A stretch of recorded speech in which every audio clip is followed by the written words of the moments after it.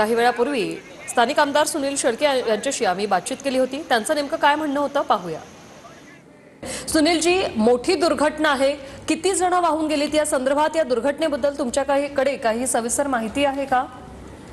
नक्कीच आता आम्ही तिथे ज्या ठिकाणी घटना घडली त्या ठिकाणी 5 मिनिटांमध्ये पोहोचतोय, परंतु घटना ही दुर्दैवी आहे। तो मुळामध्ये फॅब्रिकेटेड ब्रिज होता, त्यावरनं काही जणांनी 2 व्हीलर्स घेऊन जाण्याचा प्रकार केला आणि ओव्हरलोड झाल्यामुळं तो काही मधला भाग खचलाय। आतापर्यंत 6 जण त्या ठिकाणी दगावल्याची माहिती आमच्याकडे मिळालेली आहे। एक 5 ते 10 मिनिटांमध्ये आम्ही पोहोचतोय, तिथं मदत कार्य सुरू आहे। सरकारच्या माध्यमातून काही तिथे व्यवस्था आलेली आहे, अँब्युलन्स आहेत आणि आपत्कालीन व्यवस्था म्हणून स्थानिक एनडीआरएफची देखील टीम त्या ठिकाणी पोहोचतीये।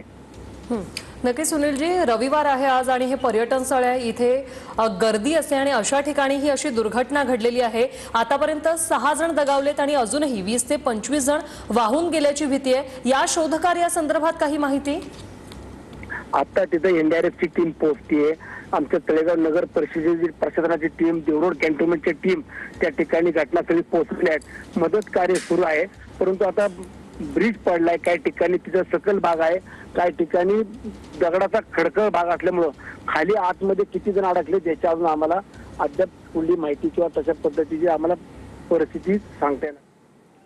तर सुनील शेळके यांनी दिलेल्या माहितीनुसार या परिसरामध्ये खडकाळ भाग असल्यामुळे अनेक छोटे मोठे कुंड या ठिकाणी तयार झालेले आहेत। त्यामध्ये त्या कुंडात देखील काही पर्यटक अडकले आहेत का याची शोध मोहीम देखील आता हाती घेण्यात आली आहे।